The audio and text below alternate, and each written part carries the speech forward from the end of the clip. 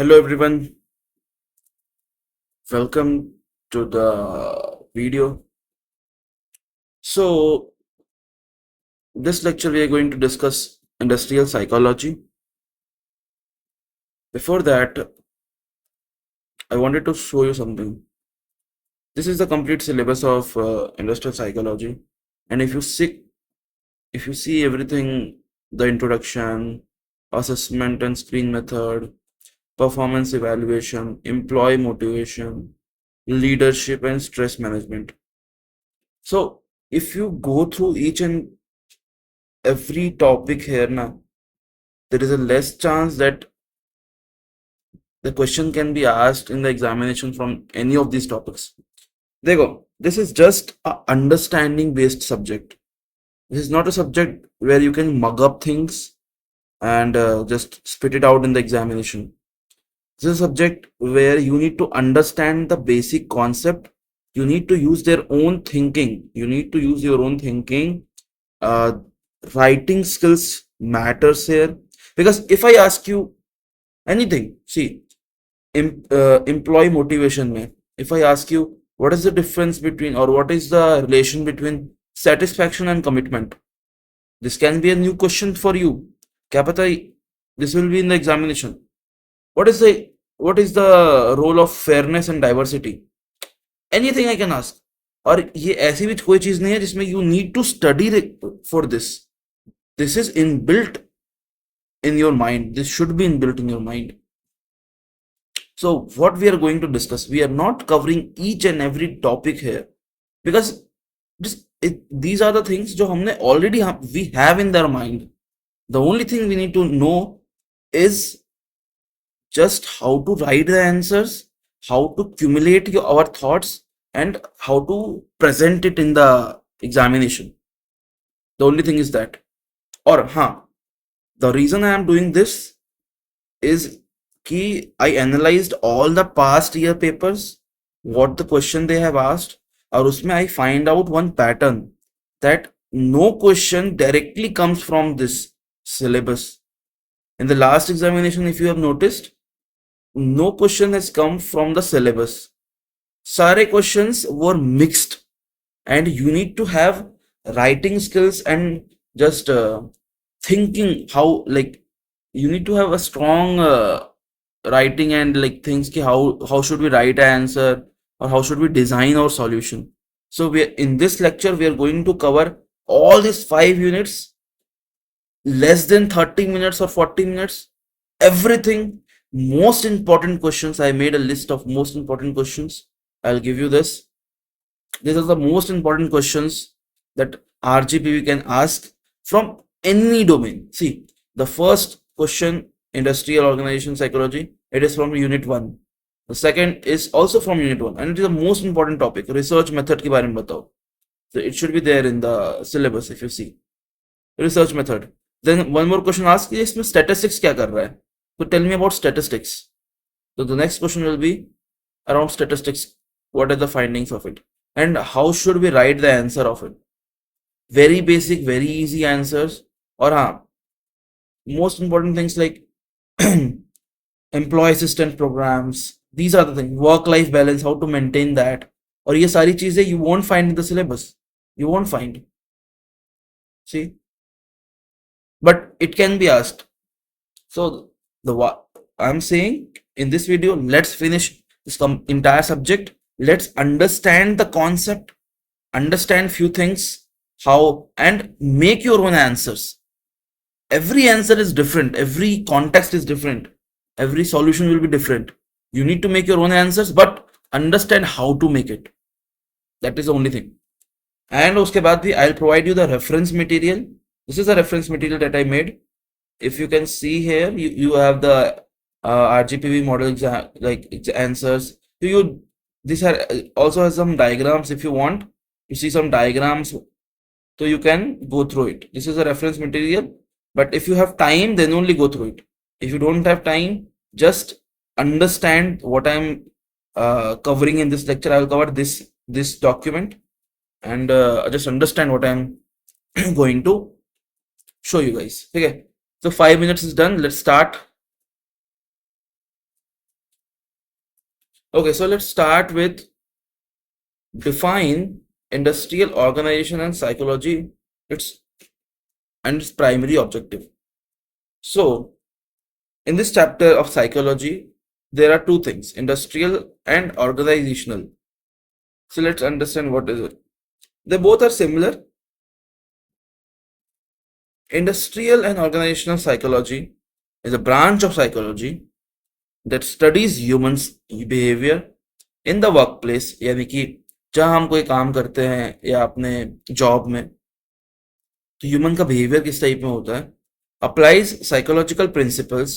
What are the psychological principles that we will study to improve employees performance, satisfaction and organizational effectiveness? ठीक है. According to Blum and Nair, industrial psychology is the application of psychological principles to business and industry. So ये दो लोग थे, उन्होंने ये बोला कि इंडस्ट्रियल साइकोलॉजी कुछ नहीं है, बस एक एप्लीकेशन है साइकोलॉजिकल प्रिंसिपल्स का बिजनेस में और इंडस्ट्री में. ठीक है. मतलब अभी तक जो बात आ रही है यही है कि जो भी साइकोलॉजिकल प्रिंसिपल्स है, we are using that to the employees या जो भी काम कर रहे हैं इंडस्ट्री में, सो डैट हमारा एम्प्लॉय की परफॉर्मेंस, सेटिस्फैक्शन और इफेक्टिवनेस बढ़ जाए. सो इसको हम एक डायग्राम में कैसे शो कर सकते हैं? Employee welfare, organization effectiveness, work environment, ये तीन चीजें होती है इंडस्ट्रियल साइकोलॉजी के अंदर. ठीक है. अब नेक्स्ट क्वेश्चन पूछा था हमसे, हमने ये डिफाइन कर लिया क्या होता है, हमने डिस्क्राइब इट्स प्राइमरी ऑब्जेक्टिव्स. तो ऑब्जेक्टिव्स पे आते हैं. ऑब्जेक्टिव्स क्या होते हैं साइकोलॉजी को स्टडी करने के? मतलब हम पढ़ तो रहे साइकोलॉजी, बट उससे क्या फायदा होगा? What are the objectives of it? First is employee selection, कि हमें एक राइट पर्सन चाहिए राइट जॉब के लिए. Second is use interviews, test and assignments. मतलब ये चीज करने के लिए राइट पर्सन के लिए हम क्या करेंगे? यही सब चीज तो करेंगे, जॉब टेस्ट असाइनमेंट्स करेंगे. A software company conducts an aptitude test before hiring the programmers. Obviously, we all are programmers. We all know what is the process. So ये क्यों करते हैं? ताकि हम ये साइकोलॉजिकली एक प्रिंसिपल बोल सकते हो या एक ऑब्जेक्टिव है कि हम लोगों को हायर करना चाहते हैं, सिलेक्शन करना चाहते हैं, इसीलिए हम साइकोलॉजिकली स्टडी करते हैं क्या बिहेवियर होगा. Second is training and development में हम साइकोलॉजी यूज करते हैं. Improve employee skill, increase productivity and efficiency. Leadership programme करते हैं for managers for this reason. Again performance evaluation करते हैं, लाइक मेजर परफॉर्मेंस, एम्प्लॉय का परफॉर्मेंस कैसा है, ताकि उनके स्ट्रेंथ्स और वीकनेस को हम लोग आइडेंटिफाई कर सके. एम्प्लॉय का मोटिवेशन चेक करते हैं, लाइक जॉब सेटिस्फैक्शन उससे बढ़ सके, तो इम्प्रूव कमिटमेंट एंड मोरल, ये सारी चीजें. रिवॉर्ड रिकॉग्निशन प्रोग्राम हम रख सकते हैं. Improving environment work place, stress कम करना, फटीग कम करना, सेफ्टी और कंफर्ट को बढ़ा देना, कंफ्लिक्ट रेजोल्यूशन, इंटरपर्सनल डिस्प्यूट्स को मैनेज करना, कॉर्पोरेट और टीम वर्क को मतलब प्रमोट करना, organizational development, employee wellbeing. So ये सारे पॉइंट्स आप लिख सकते हो किसमें? These are the objective of industrial and organizational psychology. ठीक है.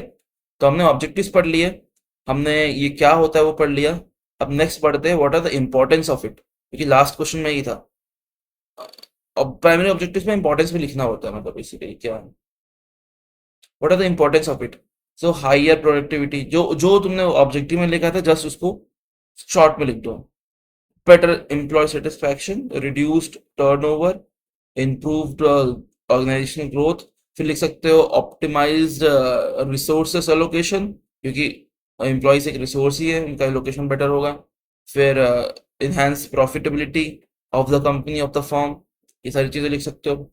सो कंक्लूजन क्या आता है कि industrial psychology helps organization to achieve maximum productivity while ensuring employee satisfaction, motivation and well-being. ठीक है. नेक्स्ट क्वेश्चन पे आते हैं, रिसर्च मेथड्स. अब देखो हम लोग ने बात किया यार कि साइकोलॉजिकल मेथड्स होते हैं कुछ, but what are exactly things कि जो साइकोलॉजिस्ट यूज करते हैं in psychology with advantages and disadvantages. Okay, clear. Research methods help psychologists to understand workplace behavior, develop effective organization policies. ठीक है. रिसर्च मेथड कौन कौन से होते हैं? Survey, observation, experiment, interview, case study, interview और केस स्टडीज. फाइव होते हैं, मे बी डायग्राम क्लियर अब हो गया हो। तो 5 होते हैं ये सारी चीजें, रिसर्च मेथड होती है, ठीक है, जिनसे हम रिसर्च कर सकते हैं, इंफॉर्मेशन कलेक्ट कर सकते हैं। तो फर्स्ट है सर्वे मेथड। तो कलेक्ट डेटा यूजिंग क्वेश्चन आया, सवाल पूछ पूछ के डेटा कलेक्ट करो। एडवांटेजेस क्या है? Large sample size, cost effective, quick data collection. तो ये सारी चीजें इसके एडवांटेज। डिसएडवांटेजेस, बायस्ड रिस्पॉन्स भी कई बार आ जाते हैं, लिमिटेड डेप्थ, मतलब अब ज्यादा डेप्थ में सवाल नहीं पूछ सकते। आप एक एग्जाम्पल समझो यार, मैं कहीं खड़ा हूं, मेरे से आके लोग कोई 10 क्वेश्चन पूछने लगा, तो मैं जवाब तो दे दूंगा 10 के, कॉस्ट इफेक्टिव भी, मैं पैसे भी नहीं लूंगा, और तुरंत उसको डेटा मिल जाएगा। बट क्या पता मैं सही जवाब दूं भी नहीं, तो मेरा दिमाग खराब हुआ, मैंने कुछ गलत जवाब दे दिया, उसका डेटा खराब हो गया। और मैं इतनी डीप में सोचूंगा भी नहीं, मैं बोलूंगा जल्दी मेरे को कहीं जाना है तो मैं जल्दी दे दूंगा। तो this is the thing. Survey method. Observation method. Observation, observe employees during work. अब एम्प्लॉय बैठ के काम कर रहा है, उसको देखते रहो दिन भर, क्या करता है वो, कैसे कैसे करता है, उससे उसका रियल बिहेवियर अब तुम और ऑब्जर्व कर लोगे, और एक्यूरेट इन्फॉर्मेशन तुम्हें मिलेगी। लेकिन यही है कि तुम उसको पूरे दिन बैठ के देखो तो टाइम कंज्यूमिंग है। और ऑब्जर्वर बायस कि भाई ये जो देख रहा है इसका मूड किस टाइप में है, ये देख रहा है कि ये हार्ड वर्किंग है, दिन भर काम करता है, और देख रहा है एक बंदा जो हार्ड वर्किंग नहीं है, जो 1 घंटे काम करता है बस। लेकिन दोनों का प्रोडक्टिविटी लेवल तो अलग है ना, ये 1 घंटे में ज्यादा प्रोडक्टिव है, ये पूरे दिन काम करके कम प्रोडक्टिव है। तो बायस्ड हो जाते हैं। तो ऑब्जर्वेशन मेथड में ये होता है। Experimental method, manipulate variables and observe outcomes, establish cause effect relationship, high accuracy. और डिसएडवांटेजेस, एक्सपेंसिव होता है आर्टिफिशियल एनवायरनमेंट में। बेसिकली एक आर्टिफिशियल एनवायरनमेंट में कैसा ऑब्जर्व एक्सपेरिमेंट कर लो, कि एक बंदा एक आर्टिफिशियल एनवायरनमेंट क्रिएट कर लो कि भाई ऐसा ऐसा कुछ होगा तो ये किस टाइप में रिएक्ट करेगा। और फिर थोड़ा सा एक्सपेंसिव होता है सब चीजें क्रिएट करने में, हाई इफेक्ट चीजें होती है। So interview next method, direct interaction with employees कर लो सीधा। टाइम कंज्यूमिंग है, इंटरव्यू बायस हो सकता है, और लेकिन हाँ ये सारे फायदे होंगे। केस स्टडी मेथड, तो in depth analysis of person organization. ये एडवांटेजेस है, limited generalization and subjective interpretation. और ये एक कंपैरिजन टेबल मैंने दे दिया तुम लोग के लिए, खुश रहो यार तुम, देखो ये सब चीजें आ गई। कंक्लूजन क्या है? Combination of research method provides comprehensive understanding of work place behaviour. ठीक है, ये क्वेश्चन भी डन हो गया। नेक्स्ट क्वेश्चन पे आते हैं, statistical significance and importance in research finding. Statistics कहाँ यूज होता है? Statistics significance indicates whether research finding occur, जो हमने रिसर्च की है, ड्यू टू एक्चुअल इफेक्ट, क्या ये सही है, या एक चांस है, या एक समझो कि केस है, जस्ट एक जो नॉर्मल एज केस बोल लो या कॉर्नर केस बोल लो, या एक जनरल चीज है, मतलब समझो तुम सही कर रहे हो या नहीं कर रहे हो, बस इसके लिए, ये जज करने के लिए तुम स्टैटिस्टिकल यूज करते हो। तो क्या क्या टेस्ट यूज करते हैं हम लोग? इसको क्या बोलते हैं? Chi square test, T test, ANOVA, chi square test. इसको पी टेस्ट बोलते हैं, हाँ पी टेस्ट बोलते हैं इसको। पी टेस्ट, म्यू टेस्ट कुछ लोग बोलते हैं। हाँ तो काई स्क्वायर टेस्ट ये हो गया। ये सारे टेस्ट हम लोग यूज करते हैं। अब इसका एक डायग्राम देख लो। पहले तुम्हारे पास रिसर्च डेटा आया, इससे पहले जो हमने कर रहे थे, रिसर्च डेटा आया। अब रिसर्च डेटा पर तुमने साइकिल स्टैटिस्टिकल टेस्ट अप्लाई की। जैसे पी वैल्यू टेस्ट तुमने किया, फर्स्ट पी वैल्यू टेस्ट किया। तो अगर पी वैल्यू टेस्ट की वैल्यू, मतलब उसकी जो एक्चुअल नंबर है या उसका जो पैरामीटर है, जो भी बोल लो, अगर वो लेस देन 0.05 रही तो वो सिग्निफिकेंट है, और मोर देन रही तो नॉन सिग्निफिकेंट है। ठीक है, ये सारी चीजें होती है। अब पी वैल्यू टेस्ट क्या होता है, इतना तुम्हें जानना है तो तुम पी वैल्यू टेस्ट का सिंपल सर्च कर सकते हो, पी वैल्यू स्टैटिस्टिकल। ऐसे ही मैंने कल एक गैंट चार्ट का फाइंड किया था, और वो एग्जाम में आ गए थे, बताओ, इसलिए मैं सोचा हूँ सर्च वर्च कर लेता हूँ मैं। पी वैल्यू क्या होता है, उसका फॉर्मूला क्या होता है, I wanted to see that.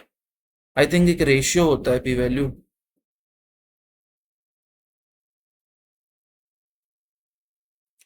Yup.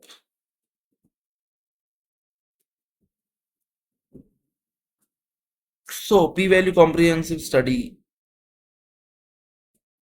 Don't know what this.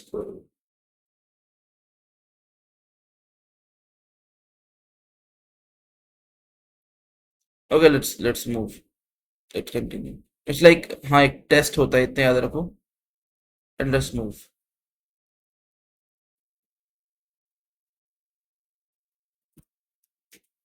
Okay, so what is the importance of statistical method?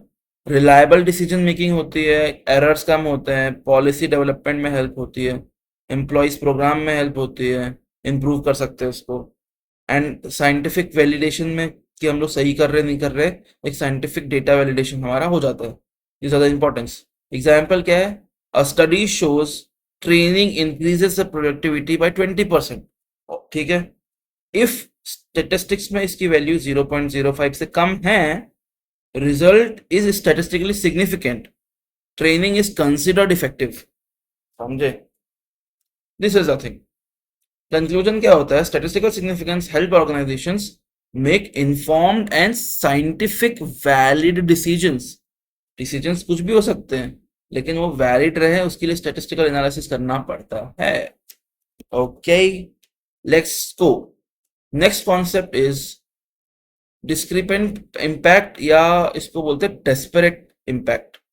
Desperate या डिस्क्रिपेंट occurs when a natural employment practice unintentionally disadvantages to protect a group। मतलब ये भी important concept है। इसमें ये होता है, इसको बोलते हैं डेस्परेट इम्पैक्ट। इसका मतलब ये होता है कि अनइंटेंशनली हम लोग अगर किसी एक ग्रुप का सपोर्ट कर रहे हैं, उससे हम ये बोलते हैं desperate impact. So occurs when a neutral employment practice unintentionally disadvantages a protected group। मतलब भाई सिंपल देखो, सिलेक्शन टेस्ट एक होने वाला है, किसी भी कोई भी टेस्ट है जिसमें किसी का सिलेक्शन होना है, कोई रिजेक्ट होना है। ग्रुप ए में 80 स्टूडेंट्स है, ग्रुप बी में 40 स्टूडेंट्स है, तो इसका जो आउटकम आएगा वो भी अनइक्वल आएगा, क्योंकि स्प्लिट अनइक्वल है। 40-40 होना चाहिए था। तो इसको बोलते हैं डिस्पेरेट इम्पैक्ट। अब इस एग्जाम्पल से तुम्हें क्लियर हो जाएगा। A company uses a physical strength test, ठीक है, ऑल्दो इक्वल, मतलब ऑल्दो विमेंस, मैन क्या होंगे, मेंस वुमेन्स होंगे, तो इन दोनों में अगर फिजिकल स्ट्रेंथ टेस्ट होगा, तो देखो ऑब्जेक्टिव है फिजिकल स्ट्रेंथ टेस्ट का कि मोस्ट स्ट्रॉन्गेस्ट को हम लोग को चाहिए कि कौन सबसे ज्यादा स्ट्रेंथ, सबसे ज्यादा किसकी है। बट ये तो ऑब्वियस है ना यार कि इसमें मेंस को ज्यादा एडवांटेज मिलेगा, फीमेल को कम मिलेगा। सो ऑब्वियसली वुमेन जो होंगी मे फेल एट हायर रेट। मे भी कुछ लोग होंगे जो जीत सके, लेकिन मैक्सिमम लोग फेल कर जाएंगे इसमें। दिस इज अ डेस्परेट या इम्पैक्ट ना, कि ये अनइवन है। This is not, this is bias, basically not biased I would say, but हाँ, this is not neutral, it is unintentionally not supporting to a particular group. तो you need to think of these things before making any selection test, कि ऐसा कुछ test भी ना रखो जिसमें ऐसी चीजें, प्रॉब्लम्स या डेस्परेट इम्पैक्ट हो। ठीक है, इससे क्या होता है? बायस्ड सिलेक्शन होती है, एजुकेशनल रिक्वायरमेंट प्रमोट पॉलिसीज। मतलब ये बेसिकली आप क्या इसमें बेटर कर सकते हो? रिक्रूटमेंट मेथड को चेंज करो, प्रमोशन पॉलिसीज को आप बेटर कर सकते हो, एजुकेशनल रिक्वायरमेंट को कंपलसरी कर सकते हो, लाइक बायस सिलेक्शन टेस्ट को हटा सकते हो। प्रिवेंशन में यही सब है, जॉब रिलेटेड टेस्ट करो कि जो जॉब में काम आए वैसे टेस्ट रखो मेनली। वैलिडेशन स्टडीज रखो जो वैलिडेट कर सके। Equal opportunity policy, regular audits करते रहो। इंपॉर्टेंस क्यों है? प्रमोट्स फेयरनेस, वेरी इंपॉर्टेंट है। मतलब मेल फीमेल बहुत सारे जो भी ग्रुप्स होते हैं उनको फेयरनेस चांस मिले अपना। Reduce discrimination, ensures legal compliance, ये सारी चीजें रहती है। Next is criterion variable. अब ये क्राइटेरियन वेरिएबल क्या है इन एम्प्लॉय सिलेक्शन? तो this variable measures use to evaluate employee performance, ठीक है, एंड डिटरमाइन हायरिंग सक्सेस। जैसे तुमने एक सिलेक्शन प्रोसेस रखा, उससे एम्प्लॉय आया, अब एम्प्लॉय की तुम्हें परफॉर्मेंस देखनी है। परफॉर्मेंस कैसे देखोगे तुम? कुछ वेरिएबल्स के थ्रू देखोगे। क्राइटेरियन वेरिएबल बोलते हैं उसे हम। कौन कौन से variable? Quality, productivity, attendance, behaviour. कितने टाइम वो अटेंड करता है, लाइक हमेशा छुट्टी पे तो नहीं रहता, बिहेवियर कैसा है, प्रोडक्टिविटी कैसी है, क्वालिटी ऑफ वर्क कैसा है। 4 वेरिएबल्स मान लो। इंपॉर्टेंस क्या होती है इस चीज की, वेरिएबल्स की? ये बताने के लिए कि अपना, आप जो बंदा जॉब कर रहा है, जो एम्प्लॉय जॉब कर रहा है, वो अच्छा जॉब कर रहा है, लाइक सक्सेसफुल, नॉट सक्सेसफुल यार, इट्स लाइक, हाँ, प्रेडिक्ट करने के लिए कि yes is he doing good, hiring decisions लेने के लिए, परफॉर्मेंस मेजर करने के लिए, एम्प्लॉय डेवलपमेंट देखने के लिए। Example salary achieved, like attendance, customer rating, error rate, ये सारी चीजें देख सकते हैं। इंक्लूजन क्या है, this variables ensure objective of scientific employee selection. ठीक है, डन। नाउ कॉम्पिटेंसी मॉडलिंग क्या होती है और ट्रेडिशनल जॉब एनालिसिस क्या होता है। सो कॉम्पिटेंसी मॉडलिंग क्या होती है, पहले उस पर देखते हैं। तो कॉम्पिटेंसी मॉडलिंग जो होती है, focus on employee capability and behaviours. मतलब इसमें हम लोग पूरा फोकस करते हैं एम्प्लॉय की कैपेबिलिटीज पे और उसके बिहेवियर पे, like leadership quality, communication, team work. ये लेटेस्ट है, ये आजकल काम आता है competency modelling. Traditional job analysis कैसे होता था, focus on task and responsibility. मतलब एक किसी को हमने टास्क दिया, अब वो अपने ड्यूटी को किस टाइप में कर रहा है, स्किल्स उसके पास कौन कौन से स्किल्स तो है ही, बट वो पूरा का पूरा फोकस्ड होता था कि वो, मान लो एक एग्जाम्पल के तौर पर एक एम्प्लॉय है जो अपने सारे टास्क एंड रिस्पॉन्सिबिलिटी कर रहा है लेकिन बहुत बदतमीज है, उसकी बात करने की नहीं तमीज, उसको एग्जाम एग्जाम बोल रहा हूँ मैं, उसको टीम वर्क नहीं आता, वो खुद से काम करता है सिर्फ, लेकिन काम कर देता है लेकिन टीम के साथ काम नहीं करता, कोऑर्डिनेट नहीं करता चीज़ों को, किसी से ठीक से बात नहीं करता, बदतमीजी से बात करता है, बहुत रिस्पेक्ट नहीं करता एल्डर्स की, मतलब सीनियर्स की। ये ऐसी ऐसा ऐसा एक बंदा है। और एक दूसरा बंदा है जो जिनके पास स्किल एक डिसेंट लेवल पे है, लेकिन हाँ टीम वर्क, लीडरशिप, कम्युनिकेशन इसमें है। तो इसको हम लोग कॉम्पिटेंसी मॉडलिंग में ये देखते हैं। और इसमें ट्रेडिशनली ये होता था, टास्क एंड रिस्पॉन्सिबिलिटी सिर्फ देखते थे। तो ये सारी चीजें होती है, मतलब डायग्राम से समझ सकते हो। देखो आप ट्रेडिशनल एनालिसिस में जॉब, और जॉब में जो भी टास्क और ड्यूटीज होते थे वो कैसा कर रहा है। कॉम्पिटेंसी मॉडलिंग में पर्सन्स के ऊपर, उसके बिहेवियर एंड स्किल्स के ऊपर हम लोग देखते हैं उसको। कंपैरिजन में देख सकते हो, ये जॉब फोकस्ड था, ये पर्सन फोकस्ड है। ये करंट टास्क देखता था, ये फ्यूचर रिक्वायरमेंट देखता था। ये स्टैटिक होता था, ये डायनेमिक होता था। टेक्निकल एम्फेसिस इसमें ज्यादा होता था, इसमें बिहेवियर एम्फेसिस ज्यादा होता है। कंक्लूजन भी देख सकते हो, modern organization required modern solution. Now the next is job evaluation. This is very important, exam में आ सकता है, जॉब इवैल्यूएशन वगैरह के बारे में पूछ सकते हैं।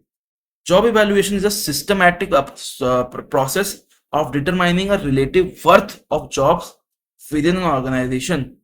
मतलब जॉब बेसिकली क्या है यार, एक सिस्टमैटिक प्रोसेस है कि सब आपके पास worth, like relative worth job, एक ऑर्गेनाइजेशन के अंदर जॉब किस टाइप में है, उसकी वर्थ क्या है, मतलब सैलरी स्ट्रक्चर कैसे डिफाइन करे, बेसिकली एक पर्सन का जॉब को इवेल्युएट कैसे करें। सो पहले ये जॉब इवेल्युएशन जो होता है ना, ये जॉब एनालिसिस के अंदर आता है। सिलेबस में जॉब एनालिसिस भी है। जो जॉब एनालिसिस करने के अंदर आता है जॉब इवेल्युएशन, और जॉब इवेल्युएशन के अंदर आता है डिटरमाइन जॉब का वर्थ क्या है, उस जॉब में कितनी सैलरी और सैलरी स्ट्रक्चर किस टाइप का होगा। इंपॉर्टेंस क्या होता है कि सबको फेयर कंपनसेशन मिले बेस्ड ऑन द जॉब। मान लो जॉब है एक डेटा इनपुट इंजीनियर की, जो सिर्फ डेटा इनपुट करता हो, उसकी सैलरी ऑब्वियसली कम होगी रादर देन एक डेटा साइंटिस्ट की जिसकी सैलरी ऑब्वियसली ज्यादा होगी। Removes wages, like wage inequality की, अगर आपने डिफाइन कर दिया ये जॉब इस टाइप का है, सो दैट सबको वो फायदा करे। ठीक है, बेटर एचआर प्लानिंग, मोटिवेशन मिले सबको। अब देखो इसके मेथड्स क्या क्या हो सकते हैं, ranking method, classification method, point method and factor comparison method. तो ये सारे मेथड्स हो सकते हैं। और देखो इनको दो दो लाइन एक्सप्लेन कर सकते हो, रैंकिंग मेथड में क्या होता है, क्लासिफिकेशन मेथड में क्या होता है, पॉइंट मेथड में क्या होता है, फैक्टर कंपैरिजन मेथड में क्या होता है। तो ये सब जिस तरह से इनके नाम है उस तरीके से तुम उसको एक एक लाइन एक्सप्लेन भी कर सकते हो। देन कंक्लूजन है, job evaluation refers a fair and equitable compensation. ठीक है, अब देखो मैं इसको एकदम एक्सप्लेन नहीं करूँगा क्योंकि अगर मैं इसको ज्यादा एक्सप्लेन करूंगा तो तुम कॉन्सेप्ट नहीं समझ पाओगे जॉब इवैल्यूएशन का। तो मेरा इंटेंशन बस ये है कि मैं तुम्हें एक ग्लिम्स दे सकूं कि जॉब इवैल्यूएशन क्या है, उसकी इंपॉर्टेंस क्या है। ठीक है, नेक्स्ट है continuous feedback versus traditional performance appraisal. Continuous feedback में क्या होता है, परफॉर्मेंस, रेगुलर परफॉर्मेंस का हम लोग डिस्कशन करते हैं, फीचर्स जो होते हैं लाइक रियल टाइम में होते हैं, ऑन गोइंग कोचिंग, मतलब जस्ट समझो कि हर एक वीक में या हर एक मंथ में एक बार हमने परफॉर्मेंस मीटिंग कर ली, जिसमें तुम्हारा जो भी मैनेजर होगा तुम्हें फीडबैक देगा। तो डेवलपमेंट ओरिएंटेड रहता है ये सारी चीजें, मतलब इंटरैक्टिव होता है ये सब।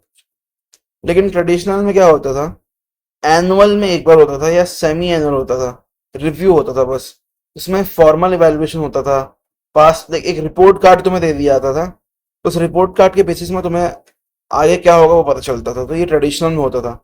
और इसमें क्या है, एक कंटिन्यूस फीडबैक हर महीने तुम्हारा हो रहा है, तुमने तुमसे पूछ रहे हैं कुछ वो, और तुम कुछ बताओ उनको कि तुम ये फीडबैक है, और तुम्हारे परफॉर्मेंस को एनालाइज करके तुम्हें बताएंगे कि ऐसा कुछ करो, बेटर कर सकते हो, और तुम उसको इम्प्लीमेंट करो तो नेक्स्ट टाइम उनको दिखेगा कि हाँ तुमने उस पर फीडबैक्स पे काम किया है। That will be very good and very positive.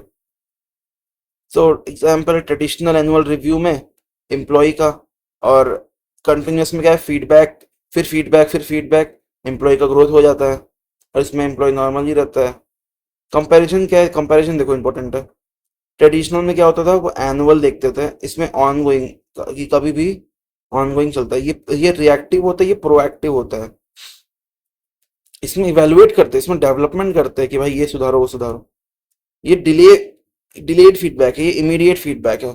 आपने कुछ गलती आज की तो अगले नेक्स्ट मंथ वाला जो आने वाला है, उसमें आपको ये इस गलती का फीडबैक मिल जाएगा कि आपको कैसा इसको और बेटर कर सकते हो। बेनिफिट्स क्या है, better engagement, higher productivity, faster improvement and increase motivation. ठीक है। अब देखो, तुम एक चीज याद रखो, जब भी तुम्हें ये सब चीजें बेनिफिट्स, एडवांटेजेस, डिसएडवांटेज लिखना है ना, तो कोई भी एक याद कर लो और उन सबको ही लिखते रहो हर जगह पे। तो that helps, it's a trick. तो तुम्हें बस उसकी वर्डिंग चेंज करनी है, बाकी ये सब चीजें सेम ही होती है, खुद से बना के लिख लो। Performance evaluation using teaching strategy. अब ये बेसिकली क्या है, देखो, तुम्हारा जो एम्प्लॉय का जो परफॉर्मेंस होता है ना, उसको ट्रेनिंग या टीचिंग करके तुम कैसे इंक्रीज कर सकते हो, बस उसी के बारे में आंसर बात करेगा, देख लेना। Performance evaluation measure employ effectiveness, training या teaching strategy helps improve performance. ठीक है, ये सब चीजें। अब कैसे तुम एम्प्लॉय का परफॉर्मेंस बढ़ा सकते हो, ट्रेनिंग प्रोग्राम्स रख दो, कोचिंग करवा दो, पर्सनल गाइडेंस, मेंटोरिंग करा दो एम्प्लॉयज की, वर्कशॉप्स क्रिएट करा दो। ठीक है, सिमुलेशंस बना दो कि रियलिस्टिक सिचुएशन में कैसे कैसे काम करना है।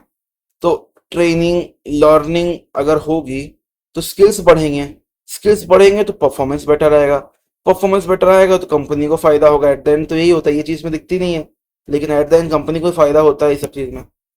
ठीक है।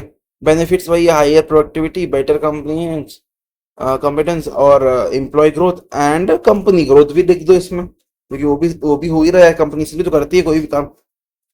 Next is benefits and limitation of software tool and performance management. तो बेनिफिट्स क्या है, real time tracking, software tools and limitations of software tools in performance management. हाँ, सॉफ्टवेयर टूल्स यूज करते हैं हम लोग परफॉर्मेंस मैनेजमेंट में, उसके बेनिफिट्स तो बहुत सारे हैं। देखो, real time tracking, automated reports, objective evaluation, data analytics, goal monitoring. लेकिन कुछ नुकसान भी है। नुकसान ये है कि कॉस्ट हाई होती है सॉफ्टवेयर की, प्राइवेसी कंसर्न्स होता है, भाई एक बंदे को सैलरी ज्यादा मिल गई, दूसरे बंदे को कम मिल गई, उसने उसका सॉफ्टवेयर चेक कर लिया या कोई भी डेटा देख लिया कि ऐसा ऐसी चीज है, ऑब्जेक्टिव में से ज्यादा मिले से कम मिले, अब वो चीज बहस बन गई। टेक्निकल इश्यूज आ सकते हैं, अगर टेक्निकल इशू आया, सब डेटा हट गया, तो ये बहुत सारी चीजें उसको मेंटेन करना पड़ता है हमने को। डिपेंडेंसी इन टेक्नोलॉजी, हाँ, training required for this using this software. तो ये सारी चीजें होती है। सॉफ्टवेयर टूल्स के बेनिफिट्स भी होते हैं, लिमिटेशंस भी होते हैं। एक और चीज, ये क्वेश्चन कहीं सिलेबस में है नहीं, but this is the question जो प्रीवियस ईयर आरजीपीयू में आया है। The point of saying this is कि तुम्हें खुद से सोचना पड़ेगा चीजें। दिस ये चीज अगर एग्जाम में आता तो no syllabus can teach you this, और नो टॉपिक, अगर मैं इसको पूरा चीज भी तुम्हें पढ़ा दूं ना अच्छे से, तो भी गारंटी नहीं है कि तुम इसका आंसर लिख पाओगे, नहीं लिख पाओगे। लेकिन अगर तुमने ये देख लिया कि इसको किस टाइप में लिखना है, बेनिफिट और लिमिटेशन पूछा तो तुमने ये लिख के आ गए आराम से, तो that is the only thing that matters, nothing else. Explore the relationship between motivation और ऑर्गेनाइजेशनल इफेक्टिवनेस। सो मोटिवेशन क्या है, ये भी इंपॉर्टेंट है। ठीक है, मोटिवेशन के बारे में पूछते एग्जाम्स में। Motivation is a internal force that drives employee to perform their work enthusiastically and efficiently. Organizational effectiveness refers to the extent of which an organization achieve its goal using available resources efficiency. ठीक है भैया, आपने समझा तो दिया लेकिन समझ में नहीं आया कुछ, तो मैं बताता हूँ। देखो, अब तुम हो, जैसे मैं अपना एग्जांपल देता हूँ, मैं अभी कंपनी में काम करता हूँ और मेरे कोई एक एक्स बंदा है, उसका एग्जांपल देता हूँ। मान लो फेडरिक नाम है एक बंदे का, ये एक बंदा मेरे कंपनी में है। अब मैं दिन के 8 घंटे काम करता हूँ, फेडरिक दिन के 4 घंटे काम करते हैं। ठीक है, हम दोनों सेम पोजीशन में हैं, कोई किसी से बड़ा नहीं, कोई किसी से छोटा नहीं। लेकिन मैं दिन के 8 घंटे काम करता हूँ, वो 4 घंटे काम करता है, और दोनों सेम सैलरी ड्रॉ करते हैं। ठीक है, तो ऐसी क्या चीज है जो मुझे 8 घंटा काम करने में मजबूर कर रही है और इसे 4 घंटे काम करने में मजबूर कर रही है? वो है मोटिवेशन। सो ये एक इंटरनल फोर्स है, किसी ने हमें ऊपर डाला नहीं है कि आपको 8 घंटे काम करना है, आपको 4 घंटे काम करना है। ये एक इंटरनल आता है जो एम्प्लॉय को वर्क इंथुजियास्टिकली करने के लिए, मतलब उसको अच्छा लगता है काम करना, इफेक्टिवली काम करना पसंद है। अब देखो, 8 घंटे में हो सकता है 4 घंटे में 8 घंटे काम कर देता हूँ, वो सब चीजों को मैं बात नहीं कर रहा। मैं बस इतना बोल रहा, एक इंटरनल फोर्स होती है जो हमें मोटिवेट करती है कि आप काम करो और काम करो। वही फोर्स होती है जो छुट्टियों में बोलती है सोते रहो। वो मोटिवेशन गायब हो जाती है उस समय। और ऑर्गेनाइजेशन एफिशिएंसी वो होती है कि आपके पास अवेलेबल रिसोर्सेस है, एम्प्लॉयज है, फैसिलिटीज है, उससे आप अपने मैक्सिमम गोल्स कैसे अचीव कर सकते हो, ये बस है। तो देखो, ये दोनों लिंक कैसे हैं? अगर एम्प्लॉयज मोटिवेटेड है तो ऑर्गेनाइजेशन के गोल्स भी इफेक्टिव हो जाएंगे। इनसे ये दोनों रिलेटिव है। ठीक है, अब देखो इसी पे डायग्राम बनाते हैं। मोटिवेशन है अगर, तो हायर एफर्ट, जॉब सेटिस्फैक्शन और कमिटमेंट रहेगा। ठीक है, जॉब सेटिस्फैक्शन रहेगा, एफर्ट हाई लगाएंगे लोग, और कमिटमेंट रहेगा, कंपनी के साथ छोड़ के नहीं जाएंगे। उससे क्या होगा? परफॉर्मेंस बेटर होगा कंपनी का या एम्प्लॉय का, ऑर्गेनाइजेशनल गोल्स मीट होंगे, ऑर्गेनाइजेशनल इफेक्टिवनेस बढ़ेगी।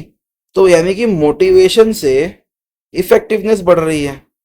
दिस इज द रिलेशनशिप जो कि आगे देखो, relationship between motivational and organizational effectiveness. Increase productivity, obviously अभी बात किया, क्वालिटी ऑफ वर्क बढ़ जाता है। फिर like employees who enjoy their work are remain are most likely to remain absent, मतलब वो कम एब्सेंट पड़ेंगे या समझो स्विच कम करेंगे, या बेसिकली इस टाइप की चीजें। एब्सेंटिज्म थोड़ा सा कम हो जाता है। फिर लोअर एम्प्लॉय टर्नओवर, मतलब एम्प्लॉय थोड़ा लंबे टाइम तक कंपनी के साथ स्टे करेंगे। ठीक है, ये सारी चीजें होती है। अगर स्टे नहीं करते ना तो क्या होता है, रिक्रूटमेंट कॉस्ट आ जाती है अपने पास, रिटेंशन ऑफ एक्सपीरियंस्ड स्टाफ। उसको हम, अब क्या हमारे से कंपनी में किसी स्टाफ एक्सपीरियंस हो गया है, अब उसकी रिटेंशन कॉस्ट जो होती है वो हम लोग को समझो ज्यादा देनी पड़ती है, रिटेंशन कॉस्ट। तो मतलब स्विच करने पे कंपनी का नुकसान है, इतना समझ लो बस। इनकरेज इनोवेशन, ऑब्वियसली मोटिवेशन है तो इनोवेशन भी आएगा। Enhance team work, increase organisational commitment. So motivational theories supporting organisational effectiveness, एक थ्योरी है मोटिवेशन की, मैस्लो नीड नीड हायरार्की बोलते हैं इसको। तो ये बेसिकली एक मोटिवेशनल थ्योरी है जो इसको सपोर्ट करती है। क्या थ्योरी है भाई? ये बोलती है कि हर इंसान की पहले साइकोलॉजिकल नीड्स होती है। साइकोलॉजिकल नीड्स जैसे ही पूरी होती है, देन कुछ सेफ्टी नीड्स होती है, सोशल नीड्स होती है, उसका स्टीम होता है, मतलब सेल्फ स्टीम बोलते हैं या जो भी स्टीम होता है। उसके बाद आता है सेल्फ एक्चुअलाइजेशन। ये बेसिकली इसने बोला था, मास्लो ने। अब नहीं समझ में आया तो मास्लो से जाके पूछो या उसके ब्लॉग्स देखो भाई। मैं तो बस बता रहा हूँ कैसा। So employ who needs satisfaction, performance better, वो करता है इसको। फिर एक और थ्योरी है, ये फर्स्ट थ्योरी थी। सेकेंड थ्योरी है हाइजेनबर्ग टू फैक्टर थ्योरी। ये बोलता है कि दो फैक्टर होते हैं बेसिकली, एक होता है मोटिवेटर्स, एक होता है हाइजीन फैक्टर्स। मोटिवेटर में क्या, तुम्हें अचीवमेंट, रिकॉग्निशन और ग्रोथ, ये तीन चीज एम्प्लॉय को दे दो, वो मोटिवेट हो जाएगा। और हाइजीन फैक्टर होते हैं salary, working condition and policy. तो तुम अगर ये छह चीज दे दोगे तो एम्प्लॉय खुश हो जाएगा और ऑर्गेनाइजेशनल इफेक्टिव भी हो जाएगा। मतलब अगर एम्प्लॉय खुश, एम्प्लॉय मोटिवेटेड, तो कंपनी मोटिवेटेड, कंपनी के गोल्स पूरे होंगे। ये चीज होती है। अब कई लोग बोलेंगे भैया मुझे तो बस सैलरी चाहिए, बाकी सब चीजें आप मुझे नहीं चाहिए, मिले तो ठीक है, नहीं मिले तो भी चलेगा, तो वो भी सही है। तो ये सारी चीजें एक बेसिक नीड होती है, बोथ कंट्रीब्यूट इफेक्टिवनेस में। अभी कंक्लूजन तुम लोग पढ़ लेना यार। Highly motivated employees improve productivity, quality, commitment, innovation, hereby enhancing organizational effectiveness। खत्म। Then organizational citizenship and behaviour. कितना टाइम हो गया यार, 36 मिनट्स। यप, चलो वाइंड अप करते हैं, जल्दी खत्म ही होने वाला है। Organizational citizenship behavior and relationship with job satisfaction and commitment. Organizational citizenship behavior refers to voluntary employee behaviors that are not formally rewarded but contributed in organizational effectiveness। मतलब जैसे ऑर्गन के हिसाब से OCB, organizational citizenship behavior, is a discriminatory behavior that is not directly recognized by a formal reward system but promotes effective organizational function। मतलब क्या बोलूं उसको मैं, एक एम्प्लॉय का बिहेवियर, जो एम्प्लॉय बिहेवियर शो करता है जो कि फॉर्मल नहीं होता, like that is not formally rewarded, मतलब फॉर्मल नहीं होता लेकिन हाँ इफेक्टिव होता है, मतलब इफेक्टिवनेस में कंट्रीब्यूट करता है बेसिकली ये। अब इसके हिसाब से ऑर्गन ने ये बोला था जॉब सेटिस्फैक्शन, डायग्राम देखो, जॉब सेटिस्फैक्शन एम्प्लॉय का कमिटमेंट रहता है, सेटिस्फैक्शन डालोगे तो एम्प्लॉय कमिटेड रहेगा जॉब के साथ। तो OCB like helping, loyalty, cooperation, ये सब चीजें आपको कोई बताएगा नहीं, ये वही बोल रहा है। जो एम्प्लॉय वॉलंटियरली करता है, फॉर्मली रिवॉर्डेड नहीं होता कि भाई आप ऑनेस्ट रहोगे तो आपको कुछ मिलेगा, ऐसा कुछ होगा नहीं, लेकिन ऑर्गेनाइजेशन में कंट्रीब्यूट करता है ये चीज। लॉयलिटी, कॉर्पोरेशन, कॉर्पोरेशन कॉर्पोरेशन, हाँ, ऑर्गेनाइजेशनल सक्सेस में कंट्रीब्यूट करता है।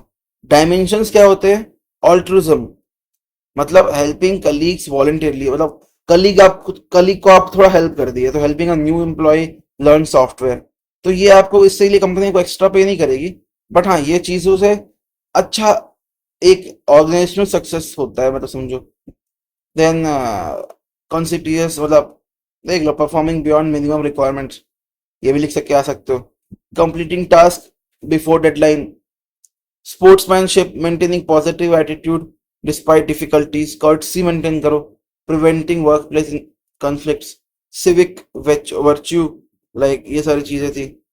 रिलेशनशिप विद जॉब सेटिस्फैक्शन, देखो satisfied employees show positive attitude, help coworkers, participate in extra activities. An employ जो कि खुश है with management, voluntarily assist for teammates, मतलब टीममेट को असिस्ट करने के लिए वो खुद ही बोलता है मैं कर दूंगा। रिलेशनशिप विद ऑर्गेनाइजेशनल कमिटमेंट, हाँ तो feel attach to organization, work beyond work descriptions, promote organizational goals, ये सारी चीजें होती है।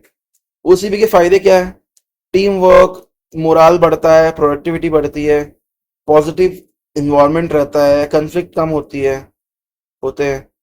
कंक्लूजन क्या होता है कि भाई job satisfaction, organizational commitment encourage employee to display OCB leading to improve organizational effectiveness। ठीक है, ये सारी चीजें होती है।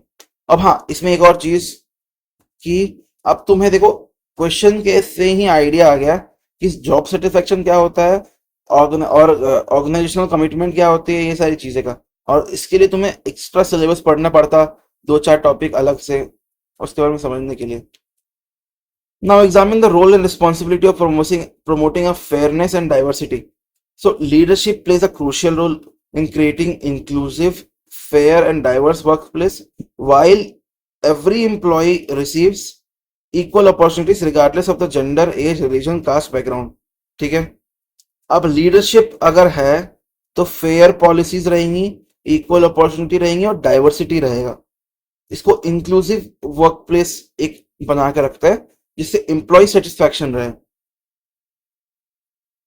अब रोल ऑफ लीडरशिप क्या होती है? Establish fair policy, promoting diversity, encourage कि अलग अलग बैकग्राउंड के लोग भी आए, gender diversity, cultural diversity, age diversity, कुछ भी। प्रिवेंटिंग डिस्क्रिमिनेशन, किसी भी तरह का भेदभाव ना हो। बिल्डिंग इंक्लूसिव कल्चर, ठीक है, मतलब सबको साथ लेके चल के, सबको साथ वैल्यू करना, रिस्पेक्टेड फील कराना, ये सारी चीजें होती है।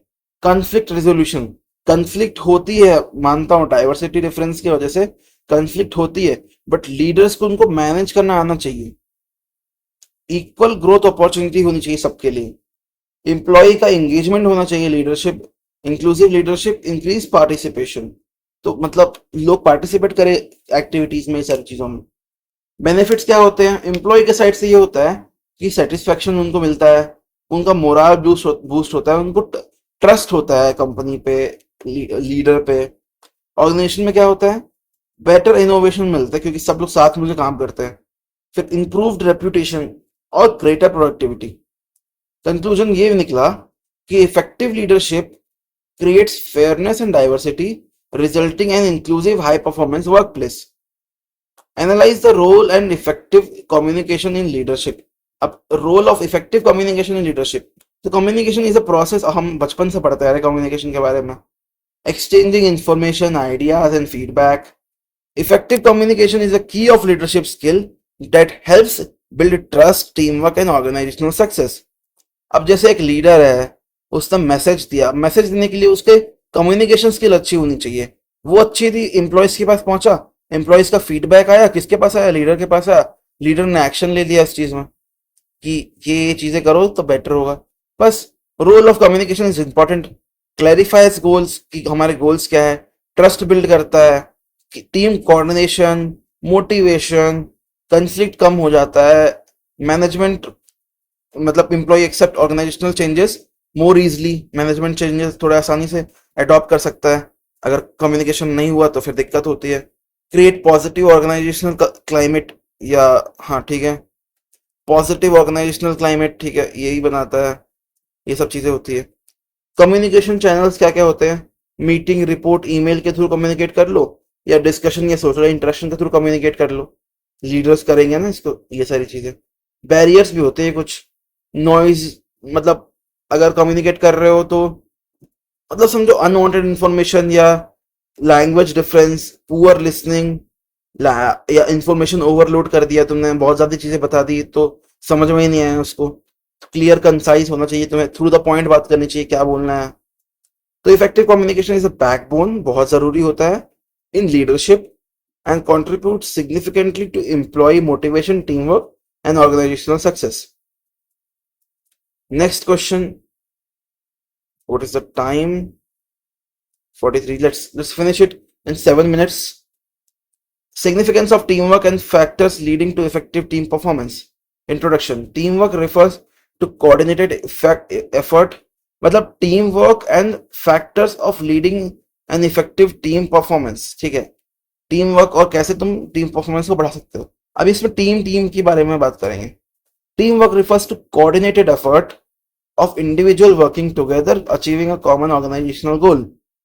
Teamwork में trust, cooperation करो, सबसे कॉर्पोरेट रहो, करके काम करो। कम्युनिकेशन एंड कोऑर्डिनेशन, 3C1T, तो T3C ऐसे याद रख लो। इफेक्टिव टीम परफॉर्मेंस और ऑर्गेनाइजेशनल सक्सेस उससे मिलेगा। तो ये सारे चीजें याद रखना कि trust, cooperation, then communication and coordination. क्या सिग्निफिकेंस होता है टीम वर्क का? प्रोडक्टिविटी बढ़ जाती है, प्रॉब्लम सॉल्विंग बेटर हो जाती है, देन क्लैरिटी बढ़ जाती है, क्रिएटिविटी बढ़ जाती है, लर्निंग बढ़ जाता है, और कल्चर अच्छा हो जाता है, स्ट्रॉन्ग ऑर्गेनाइजेशनल कल्चर बन जाता है। Factors leading to effective team performance, हाँ कौन कौन से फैक्टर्स होते हैं इसमें, लाइक कौन कौन सी चीजें होनी चाहिए? गोल्स क्लियर होने चाहिए, ये नहीं कि भाई टीम वर्क में अपन दो लोग अलग अलग काम कर रहे हैं, पता नहीं कब कहाँ क्या मिस होगा या कहाँ कहाँ उसको मर्ज करेंगे, कुछ नहीं पता। सब गोल्स क्लियर होने चाहिए, हमें क्या अचीव करना है, हम क्या कर रहे हैं, ये बहुत जरूरी होता है, पहला पॉइंट। दूसरा पॉइंट, इफेक्टिव कम्युनिकेशन होना चाहिए सब में, ट्रस्ट अमॉन्ग मेंबर्स, लीडरशिप होना चाहिए, डिफाइंड रूल्स होने चाहिए, डाइवर्सिटी होना चाहिए, कन्फ्लिक्ट मैनेजमेंट होना चाहिए। कैरेक्टरिस्टिक्स ऑफ इफेक्टिव टीम, तो एक इफेक्टिव टीम में ये सारी चीजें होनी चाहिए, goals, trust, roles, support, feedback, ये सब चीजें। कंक्लूजन क्या बोलते हैं, team work improves productivity, innovation, employee satisfaction. Effective teams are built through communication, trust, leadership and clear goals. ठीक है। Now the last question, work-life balance and role of employee assistance programs इन सब चीजों में। तो work-life balance WLB refers to maintaining a healthy balance between professional responsibility and personal life। ये बहुत जरूरी होता है। तो वर्क और पर्सनल लाइफ दोनों को बैलेंस करके चलो, उससे स्ट्रेस भी कम होगा और परफॉर्मेंस भी बढ़ेगी। रिड्यूसेस स्ट्रेस, इंपॉर्टेंस क्या होता है, reduces stress, improves health, then enhances productivity, increases job satisfaction, reduces turnover, मतलब कस्टमर बोल रहा हूँ, एम्प्लॉय लॉयल रहे कंपनी को लेके। अब एम्प्लॉय असिस्टेंस प्रोग्राम क्या होता है, EAPs are employer-sponsored program that helps employees to deal with personal, emotional, finance and legal workplace related problems। मतलब देखो, काउंसलिंग, स्ट्रेस काउंसलिंग कर सकते हो, counselling management, stress advice, financial family problems, ये सब बहुत सारी चीजें जो प्रॉब्लम्स होती है ना, ये कुछ प्रोग्राम्स होते हैं जो इन सब प्रॉब्लम्स को टैकल करने में हेल्प करते हैं। तो ये एम्प्लॉयर स्पॉन्सर होता है, यानी एम्प्लॉयर और एम्प्लॉय में फर्क पता है ना। एम्प्लॉय मतलब एम्प्लॉयर जो होता है वो होते हैं कंपनी, एम्प्लॉय जो होता है वो होता है काम करने वाला। तो आई होप किसी को कोई ऐसा नहीं होगा जो एम्प्लॉय और एम्प्लॉय में मतलब नहीं समझे। ये एम्प्लॉयर है और ये एम्प्लॉय है। तो एम्प्लॉयर स्पॉन्सर मतलब कंपनी स्पॉन्सर करती है कुछ प्रोग्राम्स जो एम्प्लॉयज को हेल्प करती है पर्सनल, इमोशनल और फाइनेंशियल या लीगल प्रॉब्लम्स को सॉल्व करने में, इन वर्कप्लेस रिलेटेड प्रॉब्लम्स को सॉल्व करने में, ये सारे प्रॉब्लम्स को सॉल्व करने में हेल्प करती है। तो उनको काउंसलिंग, स्ट्रेस सेशंस या problem management advice, problem, family, financial problem, इन सब चीजों में हेल्प करती है। Role of apps in management stress, counselling service use कर लो, प्रोफेशनल साइकोलॉजिकल सपोर्ट देती है। Stress management programme training and coping strategies दिखाती है।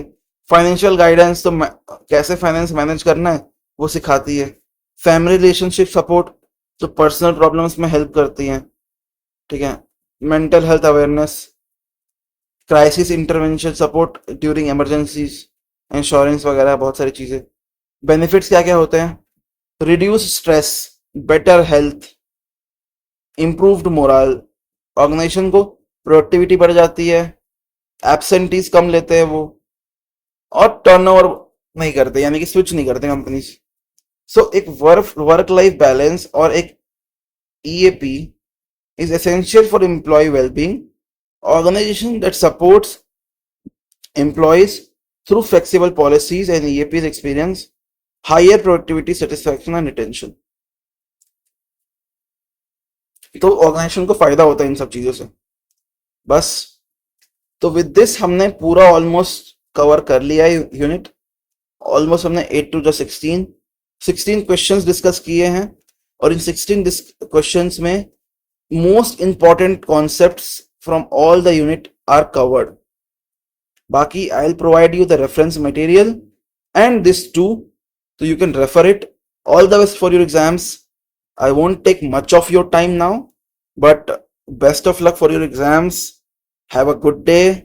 Stay healthy, stay focused.